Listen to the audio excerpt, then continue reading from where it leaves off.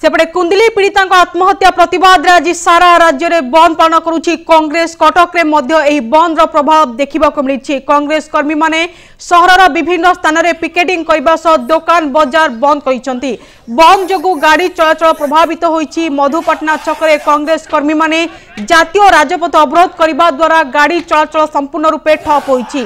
रास्तार उभय पार्श्व शह शह संख्यार बस ट्रक अटकी रही। सालेपुर विधायक प्रकाश चंद्र बेहेरा कटक नगर कांग्रेस सभापति मोहम्मद मोकिम नेतृत्व में यह बंद पालन करा जायछि।